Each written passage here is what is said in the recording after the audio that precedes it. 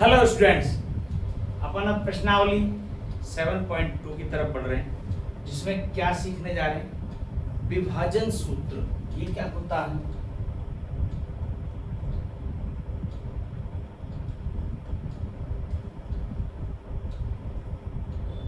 इसको इंग्लिश में बोलते हैं सेक्शन फॉर्मूला।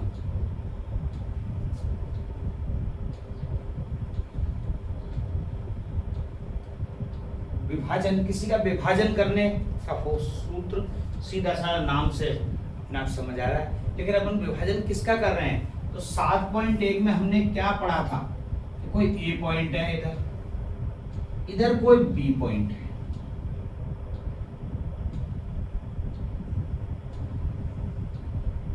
इस ए के निर्देशांक है x1 y1, इस बी के निर्देशांक है x2 y2। ऐसा पढ़ा। तो इसके बीच की दूरी कैसे निकालेंगे? तो under root x2 minus x1 का square plus y2 minus y1 का स्क्वायर, ये हमने पढ़ा। इसका फॉर्मूला दूरी निकालने। अब यहाँ जो हम पढ़ने जा रहे हैं, मान लो इस ए बी पर कोई बिंदु P ऐसा पड़ा है, कहीं P यहाँ पड़ा है, मिड में नहीं है, एकदम इधर उधर।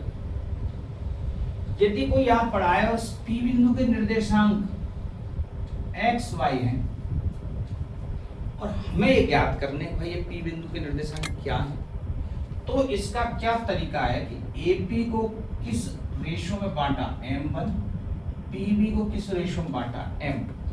जो ये AB रेखा थी, इसको एक बिंदु बीच में रखने से दो भागों में विभाजित हो गई, AP और PB। तो विभाजन हो गया किसका? इस AB रेखा का। अब ये विभाजन कैसे हुआ वो फॉर्मूला है। तो जो P के निर्देशांक होंगे, इसमें P के निर्देशांक जो मैंने क्या माने, x और y, तो इसका ही फॉर्मूला है। x कैसे ज्ञात करते हैं कि m1x2 प्लस m2x1 बटे m1 प्लस m2। ऐसे y का कैसे निकालेंगे? m1y2 प्लस m2y1 बटे m1 प्लस, ये आपके P के निर्देशांक x और y ज्ञात करने के तरीके। यही आपके विभाजन सूत्र है। अब मान लो ऐसा हो, ये P कहीं इधर उधर ना हो, कि एकदम सेंटर में हो। यदि ये P सेंटर में हो तो यहाँ मध्य बिंदु बन जाएगा इस हिसाब से। तो मध्य बिंदु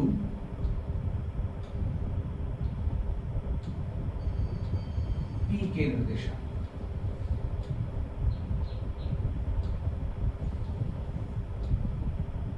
जब P मध्य बिंदु हो, यदि P मध्य बिंदु हो सकता है मैंने इधर उधर रख दिया, ये अब एकदम सेंटर में रख दें इसके, तो बराबर भागों में बढ़ जाएगा। अब m1 m2 नहीं रहेंगे, 1:1 रेशो होगा। इनका रेशो क्या होगा? 1:1 होगा। उस स्थिति में x का मान क्या आएगा? जैसे अपन m1x2 लिख रहे हैं, m1x2 लिखवाने की जरूरत ही नहीं है, x1 प्लस x2 बटे 2, और y का फॉर्मूला y1 प्लस y2 बटे, बस ये फॉर्मूला और याद रखना। ये P मध्य बिंदु P के लिए, यदि कोई भी रेखा का मध्य बिंदु है और हमें उसका निर्देशांक निकालने, तो हम इस फॉर्मूले की मदद से निर्देशांक निकाल सकते हैं। ठीक है, ये आपका एक सेक्शन फॉर्मूला विभाजन सूत्र हुआ। इस पर आधारित कैसे सवाल आएंगे, एक सवाल एग्जांपल देख लेते हैं। अभी देखो किस टाइप का एग्जांपल दे रखा है। बिंदु -4 और 6, बिंदुओं -6 और 10 और 3 -8 को जोड़ने वाले रेखाखंड किस अनुपात में विभाजित करेगा? Example number 7। एक ऐसी रेखा खींची हुई है, यहां पर बिंदु A लिख रहा है, यहां पर बिंदु B लिख रहा है। इस A के निर्देशांक बोले हैं -6 और 10,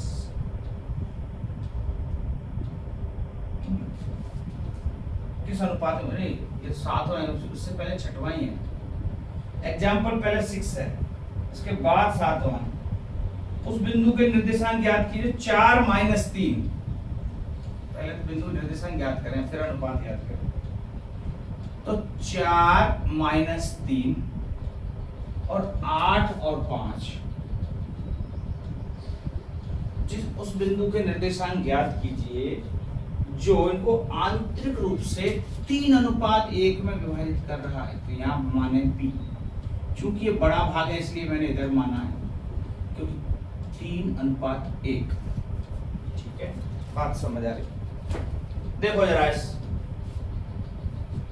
एग्जाम्पल 6 में क्या दे रखा है कि A और B दो बिंदु दे रखे हैं। A के निर्देशांक के 4 और -3 जो कि x1 y1, B के निर्देशांक 8 और 5 जो कि x2 y2। एक कोई P बिंदु है, इनको 3:1 में विभाजित करना है, अर्थात m1 बराबर 3 और m2 बराबर 1। तो इस P के निर्देशांक पूछे हैं, तो P के निर्देशांक बगल में फॉर्मूला लिखा हुआ है, क्या बताए हैं मैंने, x बराबर m1 x2 plus m2 x1 बटे m1 प्लस m1 के साथ में x2 का गुणा होना, बस ये ध्यान रखना। और इसमें ऐसा कुछ भी नहीं है, चाहे इसको पहले लिखो चाहे इसको पहले लिखो, वो उससे कोई फर्क नहीं पड़ेगा क्योंकि प्लस का चिन्ह है। ठीक है, m1 x2, m1 है 3, x2 है 8, m2 है 1, x1 4 बटे m1 प्लस m2 3 प्लस 1। हल करें, 8 3 24, 4 एकम 4। इसका ध्यान रखें कहीं गलती से 8 प्लस 1 9 मत जोड़ देना, पहले गुणा होता है और फिर ऐड करते हैं। तो 8 3 24, 4 एकम 4, 24 और 4 28 बटे 3 और 1 4 और 4 7 28। ये x का मान आ गया 7। y और देख लें ऐसे, m1 y2 m2 y1 m1 plus m2। तो m1 3, y2 5, m2 1, y1 -3। जब भी माइनस की कोई संख्या आएगी उसको ब्रैकेट में लिखेंगे, इसका भी ध्यान। माइनस की संख्या को डायरेक्ट ऐसे गुणा नहीं कर देंगे, ब्रैकेट में लिख के गुणा करेंगे, ध्यान रखना हमेशा। नीचे m1 प्लस m2 3 प्लस 1। अब हल करो, 3 का गुणा 5 से, 1 का गुणा -3 से, 5 दिया 15, 3 का -3 बटे 3 और 1 4। 15 में से 3 गए तो 12 बटे 4, अर्थात 4 दिया 12, 3 आएगा सीधा। तो ये जो P के निर्देशांक हुए तो यहाँ लिखना पड़ेगा P बराबर हमारे पास आ गए 7 और 3। ये इस P के निर्देशांक है। बोलो बात समझ में? ये आपका एग्जाम्पल नंबर 6 और ये दो विभाजक सूत्र अब होता है।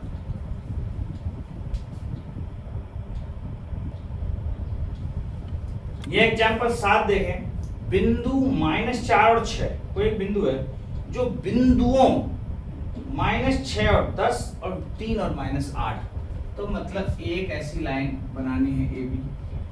ये ए है, ये बी बिंदु है और इस ए के निर्देशांक दिए हुए -6 और 10। बी के निर्देशांक दे रखे हैं 3 और -8। बी कोई बिंदु है, यहां मान लो, कहीं भी मान लो। इसके निर्देशांक दे रखे हैं -4 और 6। इसको जरूरी नहीं है ग्राफ पर बनाएं, यदि आप ग्राफ पर बना के भी बना सकते हो तो भी कोई बुराई नहीं है, ठीक है ना। हमें क्या ज्ञात करना है, ऐसे पूछा है किस अनुपात में विभाजित कर रहा है भाई, M1 M2, ये ज्ञात करो कि इन ये और ये जो अनुपात है किस रूप में विभाजित हो रहा है, मतलब ये P इसको किस अनुपात में विभाजित कर रहा है A में। तो जब भी हम M1 M2 निकालेंगे, याद रखना हमें इस P का कोई एक निर्देशांक पता होना जरूरी है, सिर्फ एक। क्यों एक? क्योंकि X में भी M1 और M2 दोनों आते हैं, Y में भी M1 और M2 दोनों आते हैं, किसी भी एक से निकाल लेंगे आंसर आ जाएगा। तो यहाँ तो दोनों दे रखे हैं, तो P के निर्देशांक विभाजन सूत्र से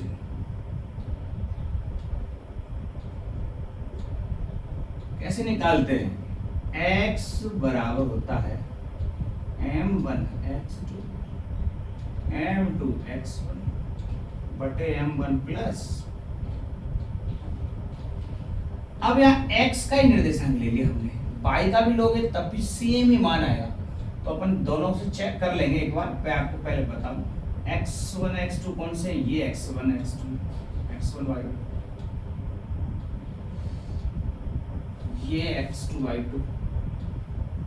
अब इनको यहाँ पर रख दो, x तो माइनस का 4 है, m1 मुझे ज्ञात ही करना है, x2 3, m2 गुणा x1 माइनस का 6, m1 plus m2 m1 plus m2, क्योंकि ये तो मुझे दोनों ज्ञात ही करना है। ठीक है, अब क्रॉस मल्टीप्लाई कर देंगे बाद में, पहले इनका गुणा कर लेते हैं, पहले गुणा कर लेते फिर करेंगे, -4 बटे 1, इसके नीचे कुछ भी नहीं है मान लिया, 3m1 -6 का गुणा करेंगे -6m2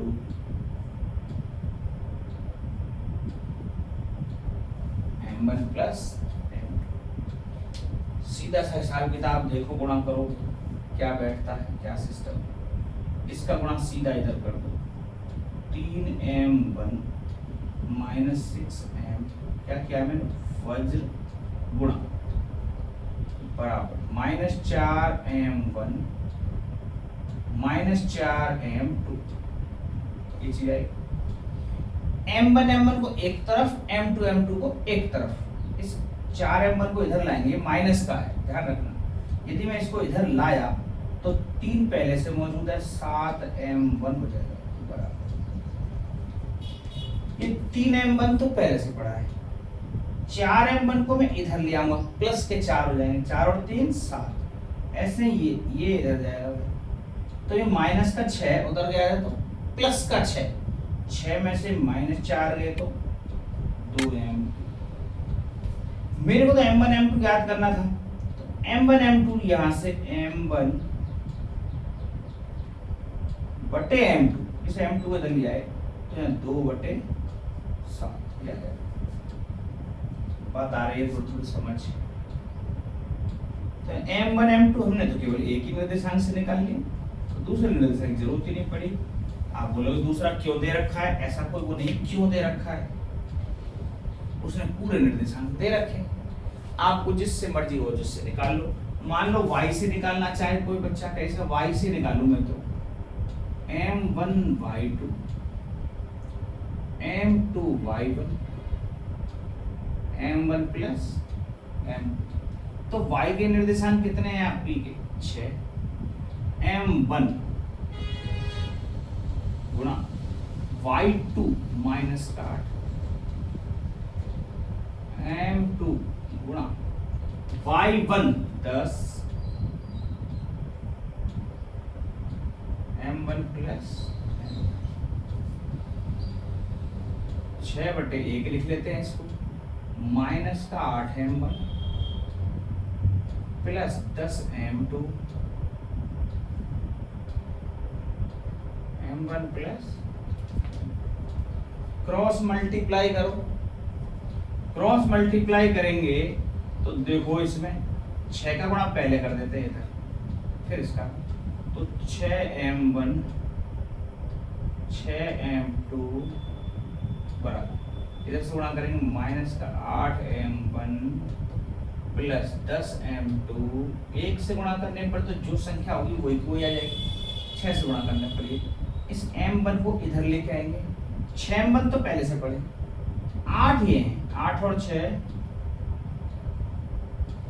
14m1, 6 उधर जाएंगे, 10 में से 6 माइनस हो जाएंगे, 4m2, m1 m2 निकालने, इस m2 को इस m1 के नीचे लिख दो, m1 बटे, क्योंकि गुणा में है नीचे जाएगा तो भाग, ऐसे 14 इस 4 के नीचे चला जाएगा, तो संख्या एक तरफ कट रहा है, 2 दूनी 4 और 2 सत्ते 14, 2/7, m1 m2 यहाँ से भी 2/7, m1 m2 यहाँ से भी 2/7, ठीक है।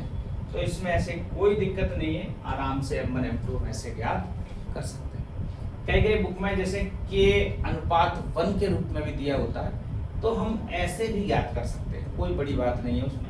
एक मेथड वो और बता देता हूँ, बाकी जरूरी नहीं है कि हम वो मेथड यूज करें, है ना। ये m1 m2 अपन शुरू से पढ़ते चले आ रहे, तो वही ज्यादा सही लग रहा है, और इजी गोइंग में भी हल हो रहा है, तो अलग से मेथड बताने से कोई मतलब नहीं आपको कंफ्यूज करने में। आप तो ये होता है 7 रहेगा।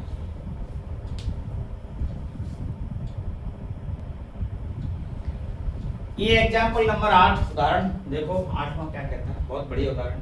इस टाइप के और भी सवाल आपके दे रखे हैं कि ए बी कोई रेखाखंड है ऐसे, इसको समत्रिभाजित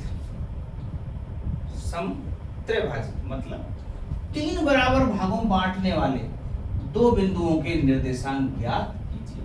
तो समत्रिभाजित मतलब एक तो यहाँ कोई पॉइंट मान लेते हैं, एक को यहाँ पॉइंट मान लेते हैं, ठीक है। मान लो ये P हो गया और ये Q हो गया, बराबर बराबर भागों में पट रहे भाई, AP PQ Q, ठीक है, बराबर बराबर भागों में पट रहे, तो मतलब यहाँ 1:1:1, तीनों जगह 1:1:1 अनुपात है। अर्थात आप समझो, मान लो 5 सेंटीमीटर की 5 की है, 5 की, तो तीनों का अनुपात निकालेंगे, 5 से कट जाएंगे, 1:1:1 आएगा। मान लो 7:7 की है तो 1:1:1 आएगा, 10:10 की है तो 1:1:1 आएगा। तो मतलब इसका जो रेशियो आएगा 1:1:1 ये बैठेगा। हमें तो अनुपात से मतलब, एग्जैक्ट वैल्यू से कोई मतलब ही नहीं। तो उस स्थिति में मान लो ये है x1 y1, ये है x2 y2। अब यहाँ पे x y किसके मान है, ये p और q दो अलग अलग है। तो अपन ऐसा नहीं है कि किसी के भी x y यहाँ इसके मान लेंगे तो इसके अलग, तो आप तो डायरेक्ट p के निर्देशांक लिखेंगे, फिर q के लिखेंगे, अपने आप निकल जाएंगे, ठीक है। तो देखो जरा, p के निर्देशांक, मैं p के निर्देशांक जब निकाल रहा हूं तो मुझे पता होने चाहिए AP बराबर कितना है, AP बराबर 1, अर्थात M1 बराबर 1, PV, अब मुझे PV के बारे में पता होना चाहिए, PV बराबर 1+1, अर्थात M2 बराबर 2। जो PV है, एक ये 2 बन गया, तो M2 2 हो गया। बात समझ आ रही है। AP तो 1 हो गया और ये PV का रेशियो कितना हो गया, 2, M1 1 आ गया, M2 2 आ गया। तो अब इसके निर्देशांक निकल सकते हैं, x बराबर M1 x2 M2 x1 बटे M1 प्लस समत्रिभाजित का अर्थ समझ रहे हो। जैसे मान लो ये मैंने बांट दिया, तो ये 3 बराबर भागों में बांट रहा है, इसका रेशियो ले रहा हूं क्योंकि जब P के निर्देशांक निकाल रहा हूं, और इस PV के इसको Q को भूल रहे हैं हम, हमें कोई मतलब नहीं है Q से, अभी P के निर्देशांक बात कर रहे हैं, ठीक है। तो मुझे केवल ये और ये PV वाला रेशियो चाहिए। तो M1 x2, M1 तो है 1, x2 है माइनस का 7, प्लस M2 है 2, x1 है 2 बटे 1 प्लस 2, ठीक है। उस स्थिति में क्या मान आएगा साहब, माइनस का 7 प्लस 2 दूनी 4 बटे 3, माइनस का 3 बटे 3 अर्थात माइनस का 1। ये x का मान आ गया। इसी प्रकार से y का निकाला जा सकता है, बिल्कुल m1 y2 m2 y1 बटे m1 प्लस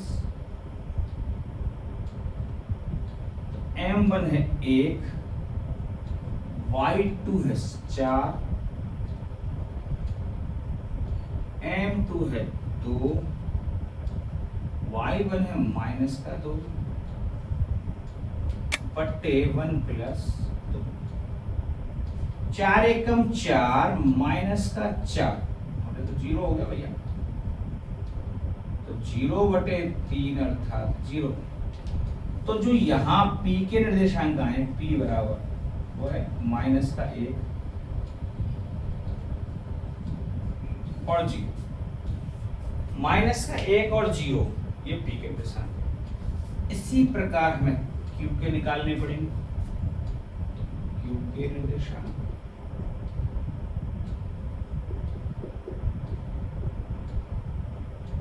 q के निर्देशांक में देखेंगे AQ कितना है भाई, AQ 1 प्लस 1 अर्थात M1 यहाँ पर 2 आ जाएगा, QB 1 है ओनली, तो M2 बराबर 1 है। बोलो पहले ये बात समझ बैठे क्या है? मतलब ये हमें पहले M1 M2 निकालने पड़ेंगे भाई अनुपात। अब AQ और QB की बारी है, तो AQ कितना रेशो है 1 और 1 2 बन जाएगा, और ये केवल 1 है। तो अब AQ का रेशो M1 तो 2 है और M2 1 है, बस इतना सा फर्क है। तो Q के निर्देशांक अब लिखेंगे x बराबर, तो Q के निर्देशांक लिखते हैं M1 M2 x बटे M1 प्लस। तो देखो जरा M1 तो है हमारे पास 2, x2 है हमारे पास माइनस का 7, M2 है अपने पास 1, x1 है 2 बटे 1 2 प्लस 1 प्लस 2 है 2 प्लस 1 कोई फर्क नहीं। 7 दूनी 14 है माइनस का प्लस का 2 बटे 3, 14 में से 2 गए तो माइनस के 12 बटे 3 अर्थात माइनस का 4, 4 तिया 12। ठीक है, अब y का मान निकालो जरा। M1 y2 M2 y1 M1 plus M2। ठीक है, अब y M1 2 y2 4 M2 1 y1 minus 2 बटे 2 प्लस x2 y2 और x1 y1 तो यही रहेंगे, क्योंकि अपन विभाजन इसी का कर रहे हैं। ठीक है, इसमें कोई चेंजेस नहीं आएगा। यहाँ M1 M2 बदल जाएंगे, यहाँ पे M1 1 था, यहाँ M2 2 है, यहाँ पे M1 2 है और M2 1 है, बस इतना सा फर्क है। और इसी से मान बदल जाएंगे। देखो 4 दूनी 8 माइनस 2 बटे 2 और 3 6 बटे 3 अर्थात 2। तो जो Q के निर्देशांक हैं वो आएंगे माइनस का 4 और 2। P के निर्देशांक आ गए, Q के निर्देशांक। तो समत्रिभाजित करने वाले इन बिंदुओं के यहाँ माइनस 1 और 0 आ गया, और इसका मान आ गया साहब माइनस का 4 और 2। ये 2 पॉइंट ऐसे हैं जो इसको बराबर भागों में बांट देंगे। ये आपका एग्जांपल नंबर 8 होता। ये 9वां एग्जांपल देखें। यहाँ सेम अभी जो अपन ने पहला किया था, एक 7वां उसी जैसा है। ए और बी को एक बिंदु है, किस अनुपात में विभाजित कर रहा है पी, रेशो पूछा है। लेकिन ये जो पी बिंदु है ये कहां पर विद्यमान है, वाई अक्ष पर। वाई अक्ष पर विद्यमान है भाई, ऐसा पूछा कि वाई अक्ष पर कोई बिंदु इस ए बी को किस अनुपात में है।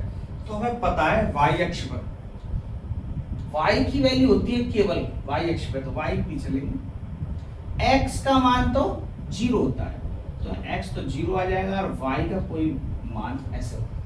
बात समझ रहे हो? मतलब y का मान नहीं दे रखा, हमें निर्देशांक नहीं दे रखा, उसमें तो p के निर्देशांक दे रखे थे दोनों, तो हमने बता दिए कैसे कैसे हमारा। यहाँ दे नहीं रखे, ये इतना दे रखा है y अक्ष पर है ये p, यदि ये y अक्ष पर है तो हमें पता है x के निर्देशांक 0 होंगे, ठीक है। चूंकि p y अक्ष पर है,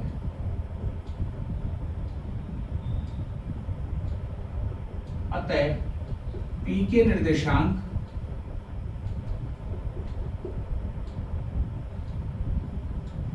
जीरो और y है ना, 0 और y।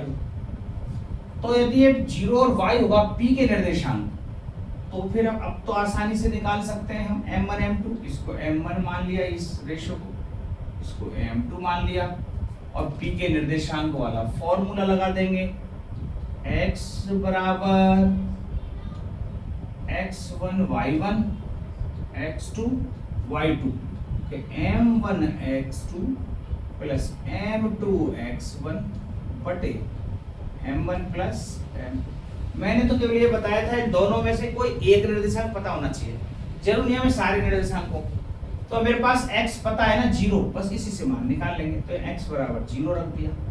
m1 x2 तो कितना है -1, तो -m1 लिख दूं डायरेक्ट। अब आप समझ में गए होंगे गुणा कैसे करते हैं, क्योंकि -1 का गुणा m1 से करना है, प्लस m2 x1, x1 कितना है 5, इसका मतलब 5 m2 आ जाएगा बटे m1 प्लस m2। इस 0 के नीचे कुछ नहीं है, 1 मान लेते हैं।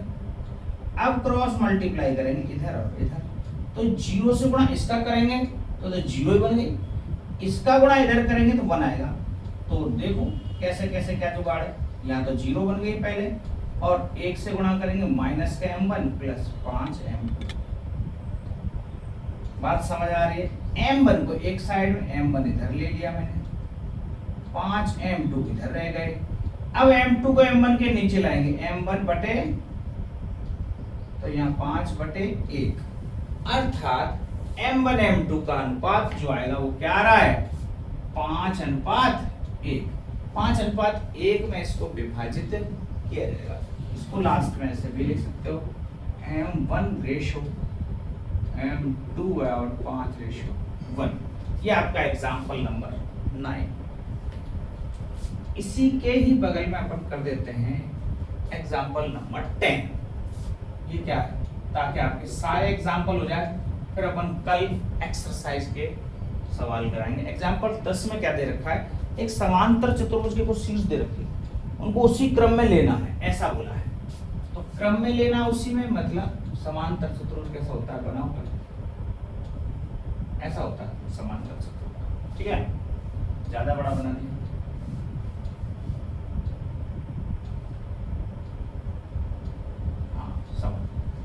इसी क्रम में लेना, मतलब A B C D। तो A B C D हमने ले लिए, इनके मान देखें जरा, 6 1 8 2, C में 9 4,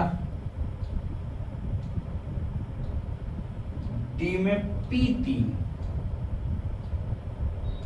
P के निर्देशांक में P दिया गया कोई, तो P का मान ज्ञात कीजिए। ये समांतर चतुर्भुज है, तो समांतर चतुर्भुज हमें पता है भुजा आमने सामने की बराबर होती है, तो कहीं डिस्टेंस फॉर्मूला लगाने मत लग जाना भाई, कल तक नहीं होगा फिर, है ना, हो जाएगा, बहुत लंबा प्रोसेस है। इसका क्या तरीका है, कैसे ज्ञात होगा, फिर ये P हम इसमें विकर्ण खींचते हैं।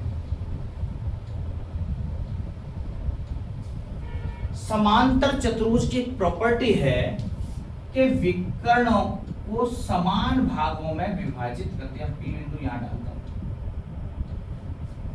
मतलब समद्विभाजित करते हैं। तो यहाँ पे लिखना पड़ेगा समांतर चतुर्भुज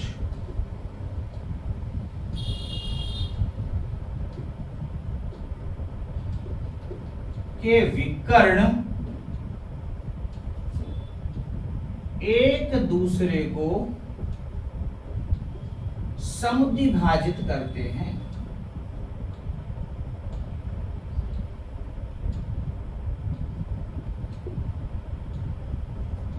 मतलब समांतर चतुर्भुज विकर्ण जो है एक दूसरे से, मतलब पी जो पॉइंट है एसी को भी बराबर भागों में बांटेगा और ये पी डीबी को भी बराबर भागों में बांटेगा।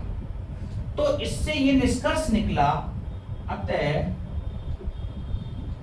पी एसी का मध्य बिंदु है।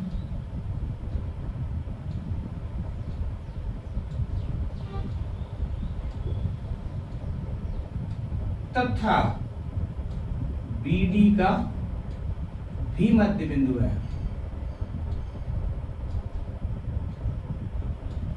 ये बात समझ आ रही है भाई?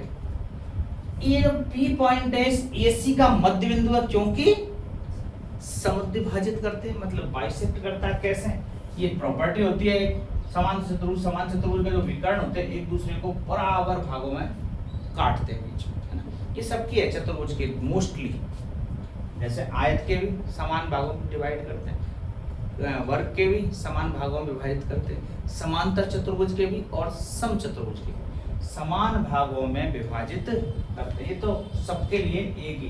तो इस समान चतुर्भुज के लिए नहीं है, लगभग तीनों चारों चतुर्भुज, समलंब चतुर्भुज के लिए ऐसा नहीं है, ठीक है। जरूरी नहीं समलंब चतुर्भुज में ऐसा हो, ठीक है। बस एक समलंब के लिए नहीं, समान चतुर्भुज के लिए अपन ने चीज लिख दी है। तो पी के निर्देशांक निकाले भाई, पी के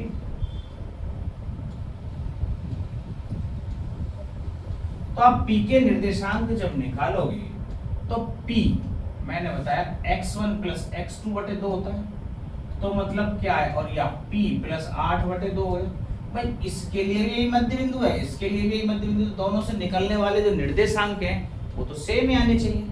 तो जरा देख लो, हमें तो p का ही मान निकालना है, तो यहाँ p प्लस 8 बटे 2, x का मान ये आएगा 3 प्लस 2 बराबर जो यहां से बीडी के से निकलेगा वो ही एसी से निकलेगा 6 प्लस 9 बटे 2, 1 प्लस 4, क्योंकि पी के निर्देशांक तो ये हैं और पी के निर्देशांक ये हैं, तो इसको मैच करें भाई, बराबर आ रहे हैं क्या? 3 और 2 5 बटे 2, 4 बटे 5 बटे 2, मतलब 5 बटे 2 5 बटे 2 बराबर आ रहे हैं। इसका मतलब यहाँ भी भाई फिक्स ही होना चाहिए, तो 9 और 6 15 बटे 2 और यहाँ p प्लस 8 बटे 2, तो p प्लस 8 बटे 2 ये बराबर किसके हो जाएगा? 6 प्लस 9 बटे 2 से 2 कट गया, p का मान 9 और 6 15, 8 उधर जाएगा तो 7, तो p की वैल्यू क्या आएगी? 7, मतलब इस p का मान 7। बोलो बात समझाएगी? ये आपके सारे 7.2 के एग्जाम्पल फिनिश हुए। कल से इसके एक्सरसाइज के सवाल करते हैं। आज के लिए इतना ही काफी है। धन्यवाद।